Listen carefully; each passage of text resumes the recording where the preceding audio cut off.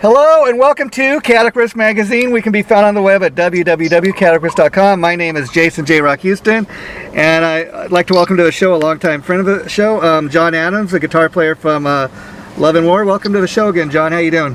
Hey, everything is well, Jason. Thanks for having me, man. And how was your Halloween last night? Do anything special or just... No, dude, it was real chill. The year before we decorated the house, we went all out. Of course, it was like, I think, on a Sunday, but this week being on a Monday and all, we were just like, so we didn't really do a whole lot. We did get some candy and we greeted some trick-or-treaters and stuff, but we didn't get dressed up. Okay, well, that's fun, too. Now, Halloween kind of kicks off the holiday season, and as I'm talking to it, just kind of popped into my mind. I was curious, has Love and War ever thought about, putting out, a couple Christmas songs or even a Christmas album? You guys ever thought about that? Well, I think, we did discuss it one time a long time ago. I'd rather put out a Halloween album, man. Something really dark, different. Yeah. Call it Halloween. Oh, but no, somebody's already done that. I mean, you laugh, but, it's funny, the one year Twisted Sister put out a Christmas album. That became their most successful album, I guess, now to date. Before that, of course, it was their breakout album, Stay Hungry. But, it's even surpassed that, if you can believe that. That's I heard something about that, and you just reminded me of that. That's crazy. But yeah, hey, if we could make it happen. Right now, we're kind of in the process of we're in a little bit of a lull. We're in a writing process right now for our new record. So okay, that's something to think about. Yeah, but getting back to what you guys are kind of currently got to promote, you recently came out with a double album, and what it is you recently re-released your 2020 album, Edge of a World, and along with a bonus CD of the band's 2012 debut CD, Up the Ante, and that's newly remastered. So let's talk about, first of all, why do a re-release, and what does this have that the original versions didn't have? Okay, well, basically all of that started out, Ben, our publicist, he had been shopping,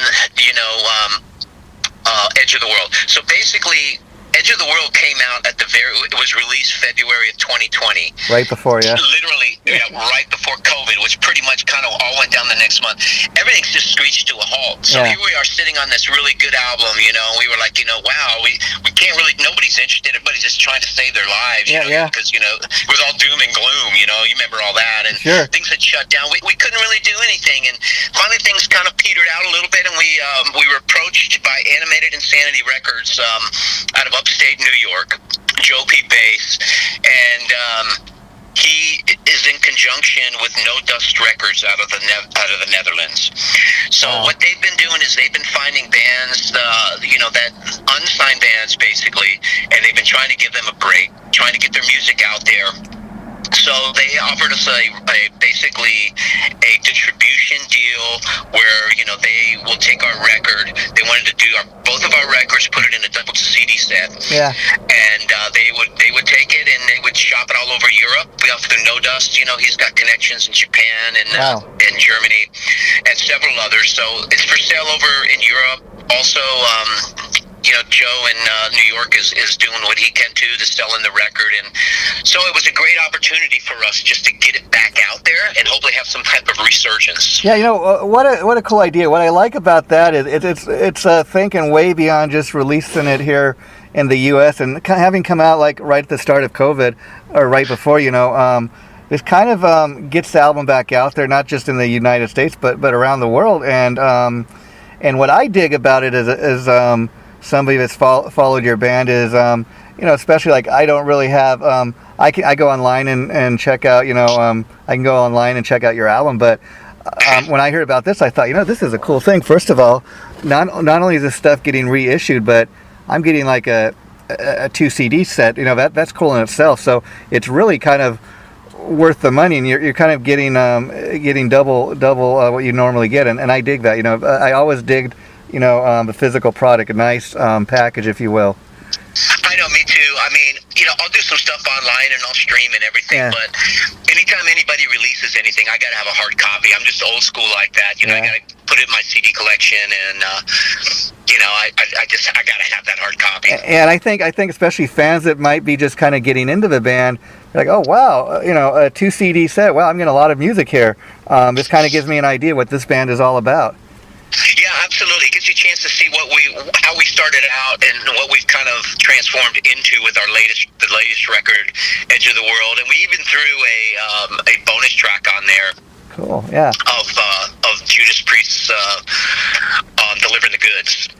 Yeah, and we did live. I think that's fitting because as long as I've been following you, John, Love and War is one of those bands, very much like Judas Priest that always kind of delivers the goods. I mean, not only if you're talking about music or the band's live performance. I mean, you can go online and you can see a lot of your videos on that on YouTube. So that's a great choice to kind of for you guys to cover. So, how big of a Judas Priest fan are you? And talk about the decision to cover that song. I understand it's a cool thing to kind of throw on the album, but why Judas Priest? Why that song for you?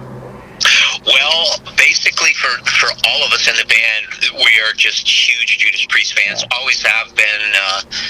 They're one of the first bands I'd ever seen back in the later 70s, just as a young guy. Early high school, and that was actually the tour that I saw was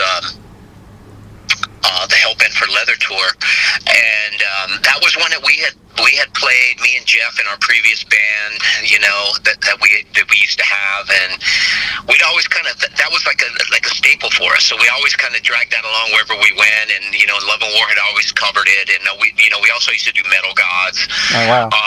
But for us, man, it was just a given. We knew, Judas Priest, man. I mean, we're all huge fans, especially now that we added Greg Gill in the band as our second guitar player.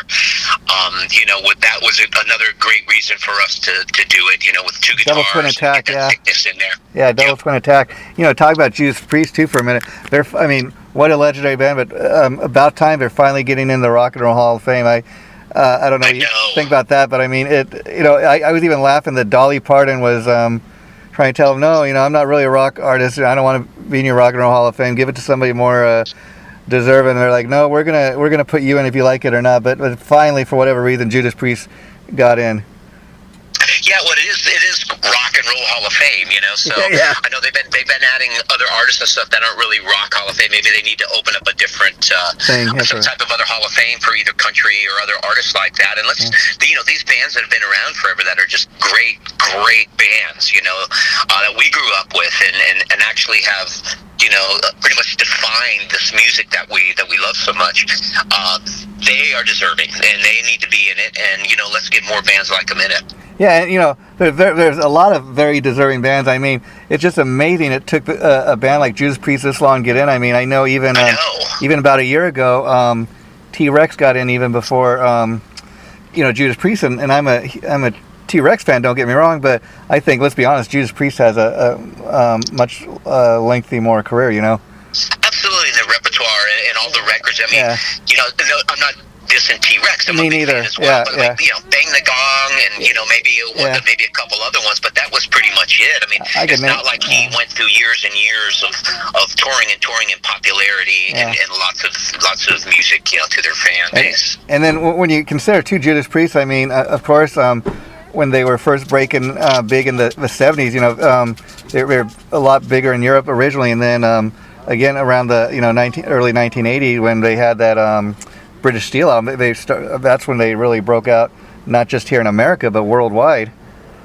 Absolutely, yeah. I can remember that first time I saw them, they were doing so much early stuff. They did a lot of stuff from Stained Class, and then of course their tour was the Hellbent for Leather tour, and a lot of that stuff ended up on that Unleashed in the East, which is, man, one of my favorite freaking live records. Oh, sure. But there's so many of them that were released great back in that day, I mean, everybody was coming out with a killer, Strangers in the Night, Deep Purple, Thin Lizzy, Live in Danger. I mean, there were so many great ones. We could go on and on. But yeah, I mean, their repertoire, I mean, you were thinking at that time, man, how can they get any better than this? I remember thinking that this band is so great, and then they would just deliver another one, British Steel, Screaming for Vengeance, and it just kept going on for a while. It didn't matter what they do. I mean, even if you look at the whole career of Judas Priest, I mean, probably only thing closer to a dud they even had is that Nostradamus, because it was kind of a really different type of album, but there's people that like that too, but it was a little off the beaten path. But that, I mean, out of 50-year career, that's pretty good.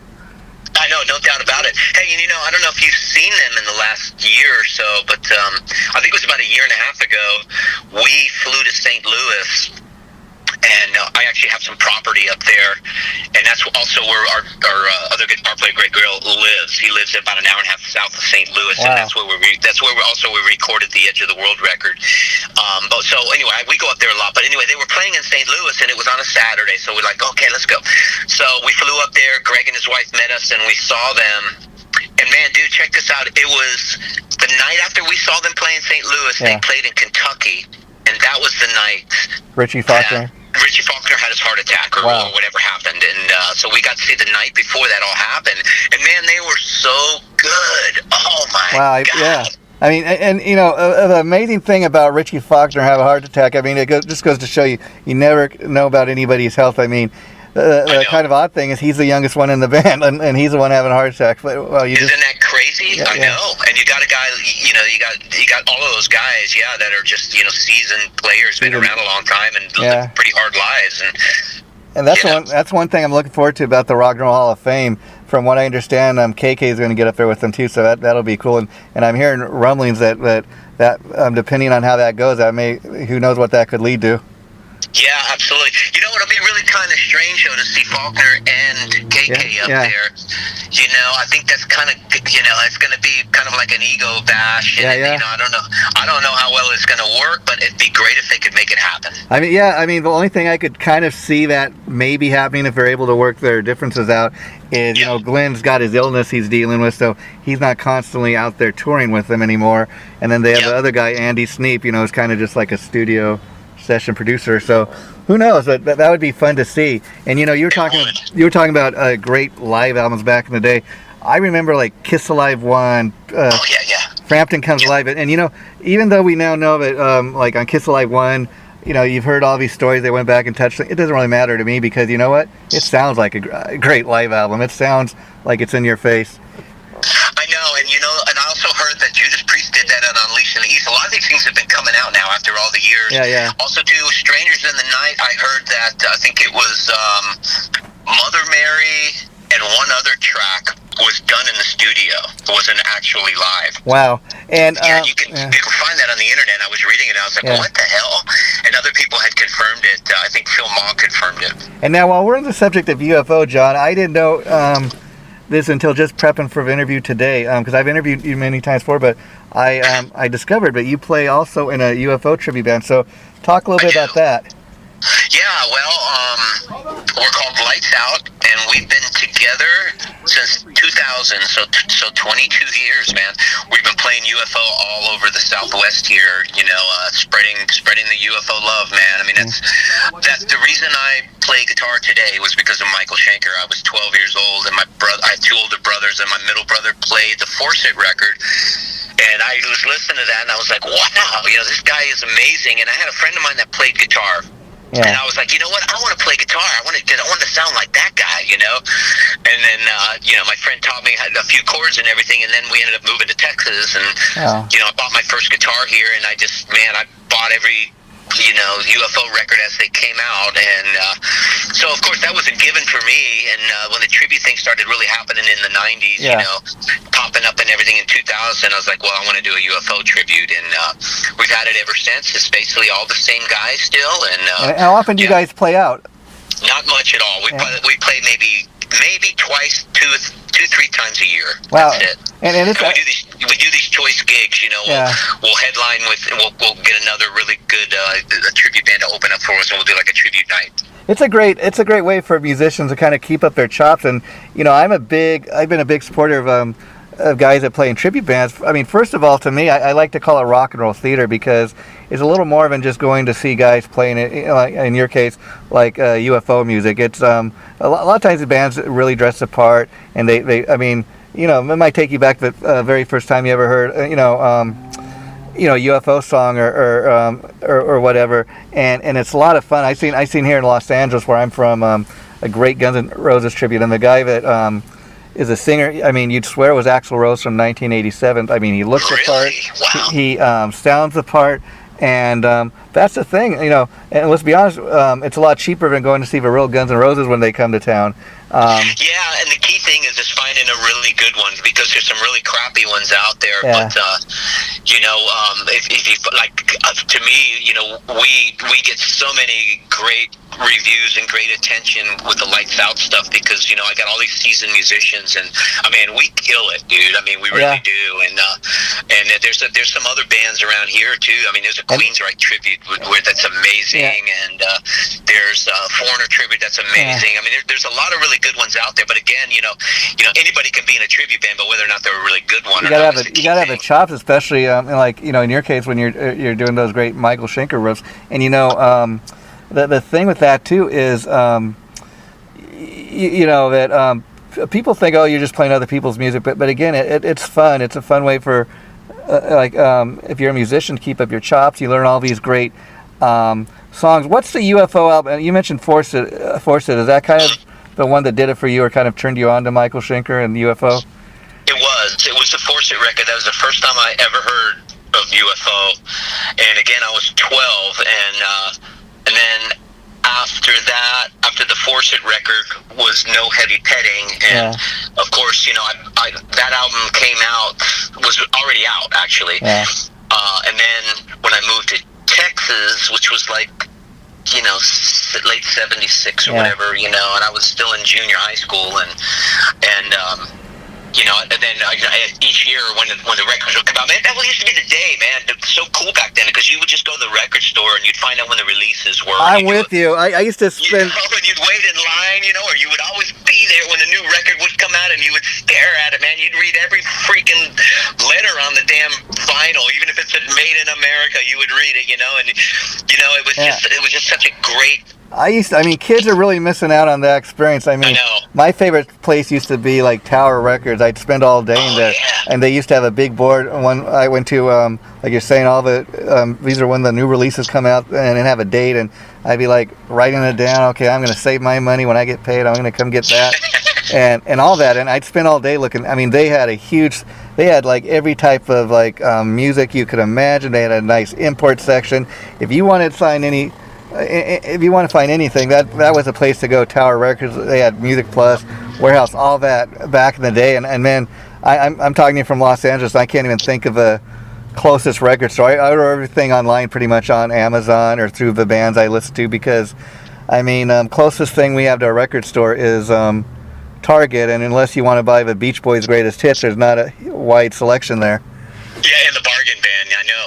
Yeah, I know. It's just like something that's just like a lost. And the thing, you know, talking about some of these bands we've been talking about, you know, UFO, Kiss, Foreigner. Back in the day, I remember, you know, also spending all day in the record store, because you look at all these cool album covers, and the album cover, just the artwork was so cool, it would draw you in. I remember seeing like Kiss Destroyer, Iron Maiden's Number of a Beast for the very first time, very young person, and not even knowing what it was. I don't know what that is, but it looks so cool. I have to get that.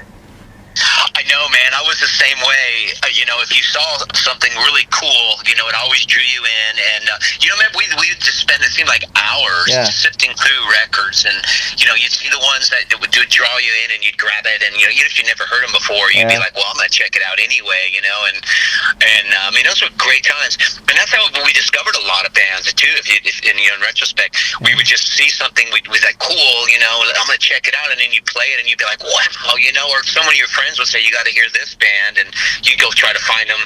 And I mean, those were great times, you know, musically. Yeah, that's why I follow bands, you know, like Love and War, and I have a huge respect for bands like you, because even with 2 albums out, you know, you guys could, like a lot of bands say, you know what, why bother writing or recording any new music? We got 2 albums, we can tour behind that, we can do live shows behind that. And I dig the fact that, first of all, as an artist, you continue to create, you know, new music.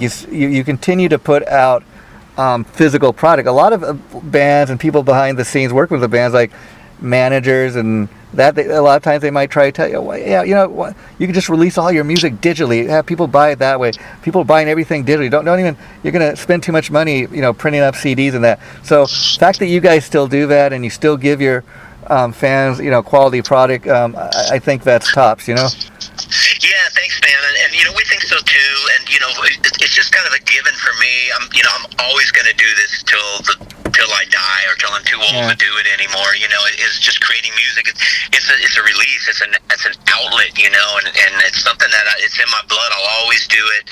And as far as the CDs, printing them up and everything, that's something too. I mean, I know that there's guys out there, and unfortunately, this type of music, it's just not mainstream anymore. But the people who still love this music are still the people that usually want a hard copy, because we're like a dying breed. And there's new ones coming out. I mean, you're kind of the old school model, but the thing of it is, like, it's kind of amazing at the same time, because while not a lot of people buying CDs, a lot of people just going on to Facebook, for example, like I do daily to kind of discover bands to interview and that.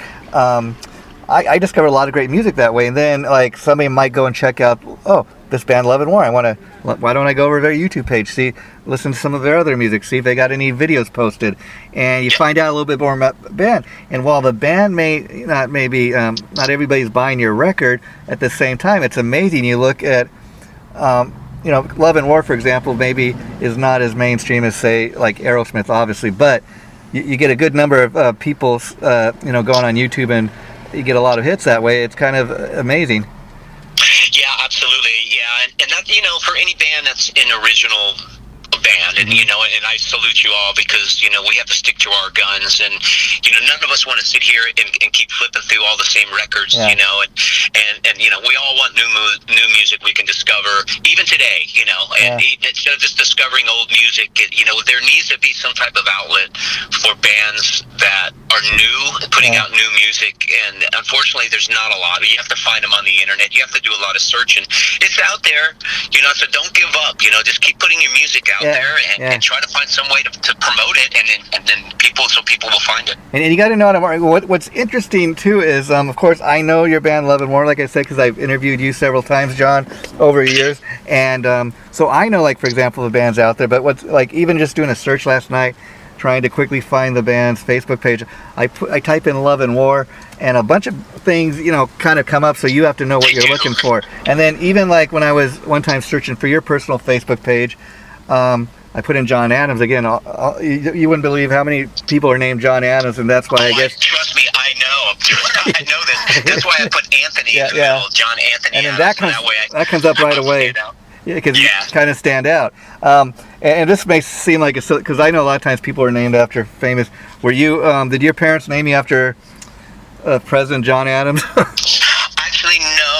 I think how that all conspired. Of course, my dad. His family goes way back. We're actually distant relatives of John Adams, believe it or not. Amazing. Wow. Okay. Yeah. So it is in the family. And I didn't know this till like about 10 years ago. Yeah. I'm the youngest of 6 kids, and the oldest is my oldest sister is 3 boys, 3 girls, and she did our genealogy, and she tracked it down, and there's a lot of other history there. But I think at the time when my mom is a Catholic, and she, so all my brothers and sisters were named after biblical characters. Like we have a Michael, we have a Joseph, we have a Karen, and a Laura, and so of course I'm John. Yeah, and and I was gonna say, you guys are great at marketing the band. You and your publicist Ben, and I say that because, before going on there today, you were sharing with me that as much as you dedicate yourself to Love and War, you guys aren't out there constantly touring. That you do a couple shows a year, and just looking at your like, for example, your Facebook page. I mean, it looks like you guys are always doing shows. I mean, there's that. We do a lot of them here in Houston. Yeah, we do a lot of them here in Houston. We've opened up for some really, really great acts. One of my best friends owned Jet Speed Entertainment here, John Escamilla, and may he rest in peace. He died over the last year. And, sorry to hear that. Yeah. Yeah, he put us in on a lot of great shows over the last 10 years, and now with him gone, things are going to slow down for us a little bit.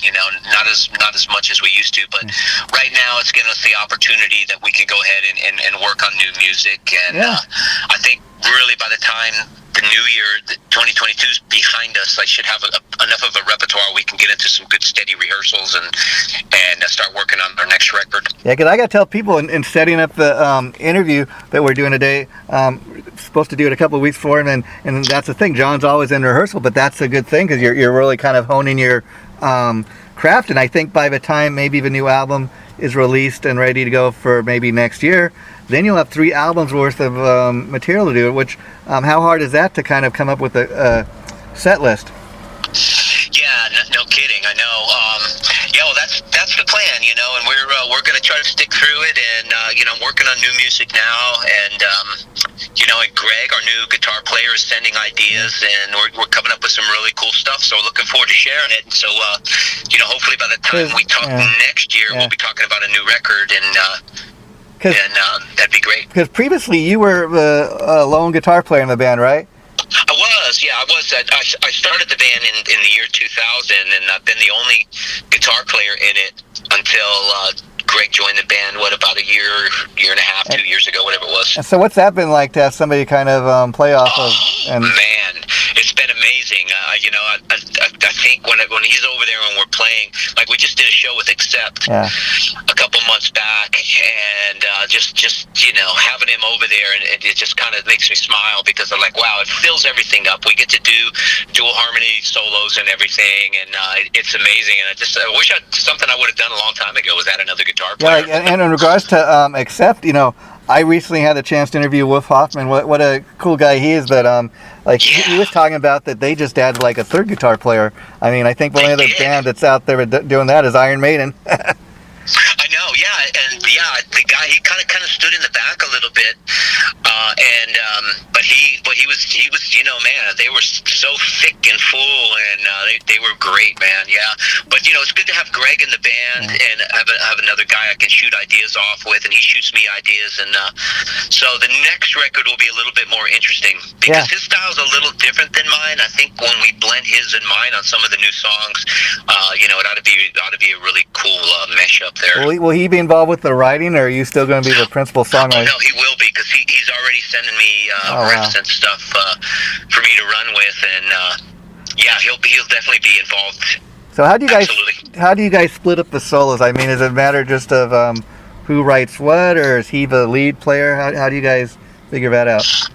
Well, you know, I've been the lead player. Now he does do a few solos and everything, but like if he comes up with one of his songs and he wants to do the solo, it's never a problem for me. That doesn't bother me at all. I don't care.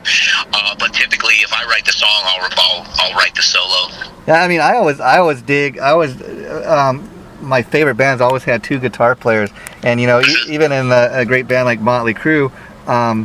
You know, Mick Mars, you know, he had to kind of do it all except for one album they did with Karabi. Are you at all a Motley Crue fan? I was curious. Oh yeah, absolutely I am.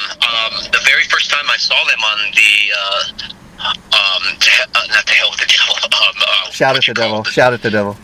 Shout at the devil. Thank you. I actually, man, check this out. It's a quick story. I had this girlfriend at the time, and we got offered some backstage tickets and passes, and we're walking backstage, and this door swings open, and this guy comes out.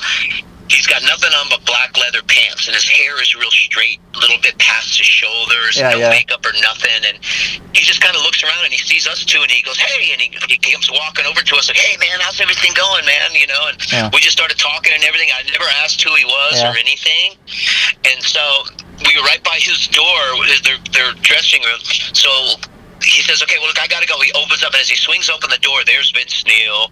I can see Tommy Lee standing in the back, and then I realized it was Nikki Sixx. So here this whole time, we'd been talking to Nikki Sixx and didn't know it, and he was just the coolest fucking guy, man. It was super nice. Yeah, well, and I was curious, I mean, it makes sense because, you know, Mick's been suffering with his health issues, but what do you think of him, you know, being out of Motley Crue and them getting John 5? I think, if anything, John 5, I think he'll fit in with them. He will, because John 5 is such an amazing guitar player, man. I mean, he can do it. He can do everything. You know, he's very flexible, and he's played with everybody from, you know, Manson and Zombie to David Lee Roth and Halford and K.D. Lang even. Yeah, I know, and I mean, the guy can do it all. and so it's going to be really interesting. For me, the more curious thing would be was if they do another record, how is that going to sound? Yeah, I'd kind of I'm kind of hoping on that, because now it seems like Motley Crue's kind of getting back together and for a little more long range, and I'd hope at least you get a guitar player like that can write, maybe do one more album. That would be cool to hear, and I just saw something online that they're already planning a 2023 tour with Leopard. They're going to continue it on. Yeah, that's why they got they had to get somebody else, because Mick, I guess, just couldn't do it anymore. Can't do it. Yeah. He's in too much pain, from what I understand. And wow. I know, that's crazy.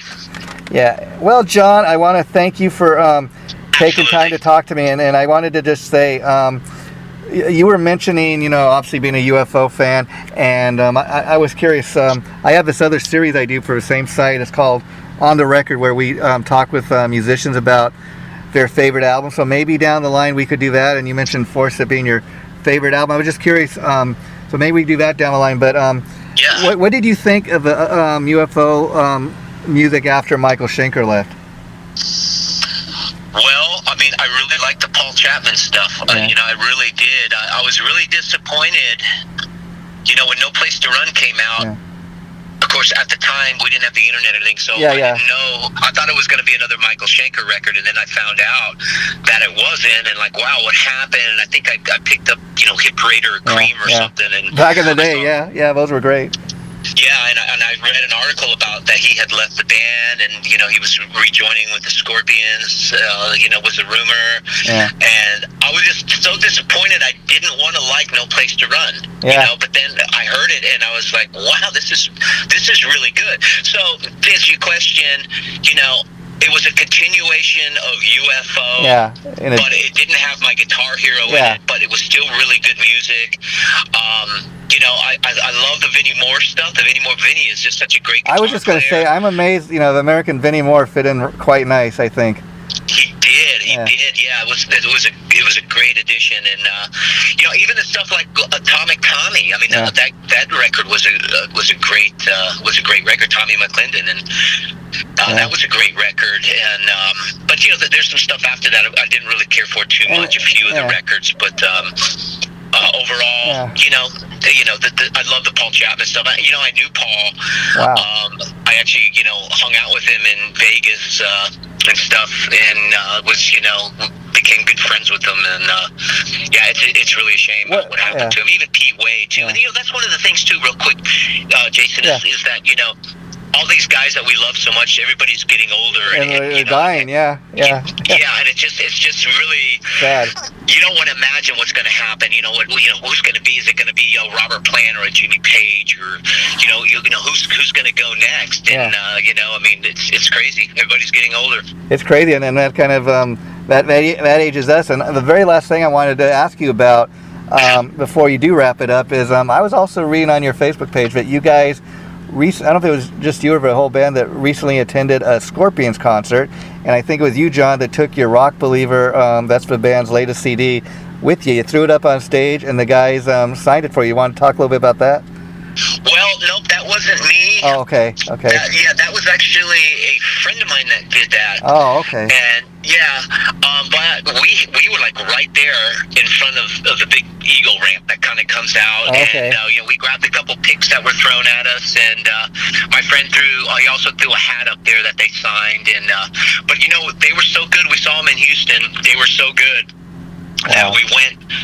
What was it?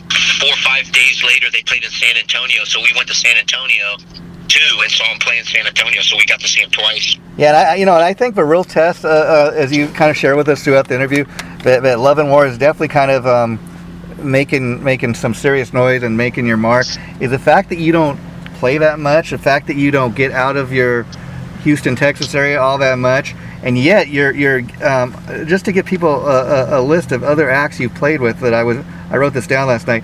You recently opened, as you said, for Accept, Ace Frehley, Dangerous Toys, Night Ranger. So again, for a band that doesn't get outside of Texas much, all these other bands have taken notice of you, that you've gotten the opportunity to open for those bands. That's huge.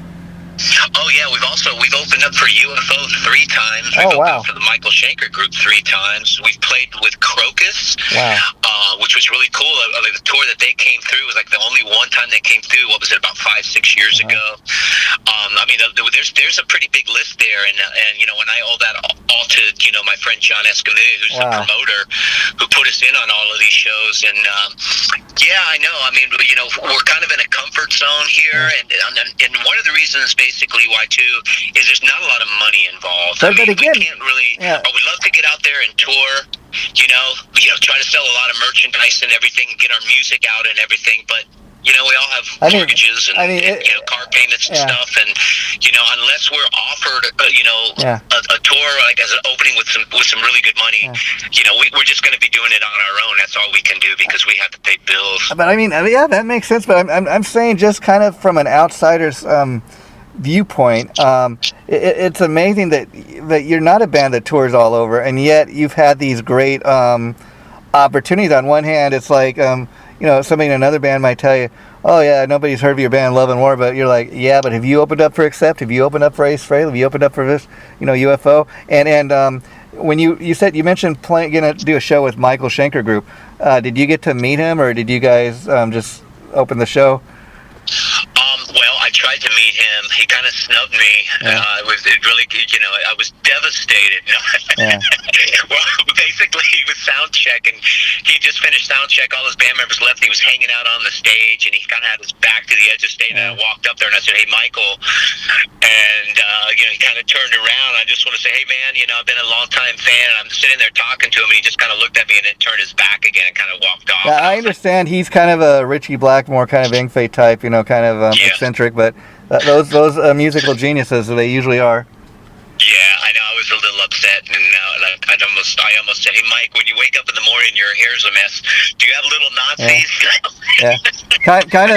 It kind of shows you, like, you seem to. Anytime I talk to you, you seem to be really down to earth, and I think when you experience something like that, even though he may think he's a little higher up here, you know, than you, John Adams, it kind of shows you how to treat fans when they do come up and talk to you after a show. Oh man, dude, I'll go out shaking hands all night long. Absolutely. You know, I know where I've come from, and I respect the people that have gotten me there. And you know, I mean, look, I'm one of those people, so I get it. You know what I mean? I've been a guy who's been out supporting bands all my life, and you know, the thing with Michael Schenker, it didn't faze me at all. I get it. You know, even I already knew his reputation, and you know, if he was going to speak to me, I would have been thrilled. But if he didn't, it wasn't going to bother me because I knew what to expect. But I tried. But I mean, even I mean, just kind of you're living the dream in a way, and to as a guy that kind of grew up on that UFO music, to not only get a chance to not only playing the music in your UFO tribute band, but you've opened for shows for UFO, you've opened a show for Michael Schenker. You know, so as a fan to get up there with your tribute band and play that music that inspired you, that's got to be a cool thing, and to actually open for a version of you know, UFO, that's got to be cool. Like, yeah, those are my heroes in my band. It was like a once in a lifetime thing. The very first time we opened up for UFO, and then we got 2 more opportunities, you know, within the last 5 years after that. And same thing with the Michael Schenker Group. And you know, my friend who was a promoter who brought him into town and booked the shows and everything, he knew because he booked lights out as well. So he knew. He goes, "Man, you're in. Don't worry, I got you in." So you know, he kind of set that whole thing up. So it was a great opportunity. And final question for the day, so people can go out and buy the new album. Where can they find you guys online, and where's the best place for them to order the album?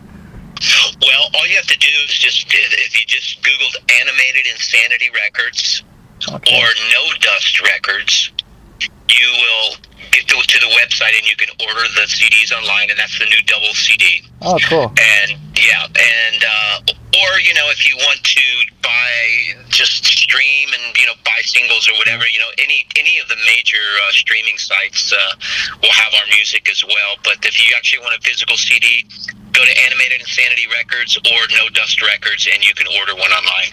Well, Mr. John Adams, thanks for talking to me again. It's been a pleasure, as always. My friend. I'm going to probably be posting an interview next week. I'll be sure to let Ben know when it goes up, and please feel free to share it on any of your sites, and I'll talk to you again in the future. If I don't talk to you before, have a Merry Christmas.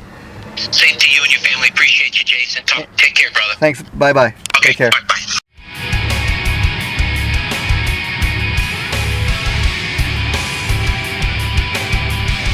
Chaotic Riff Magazine.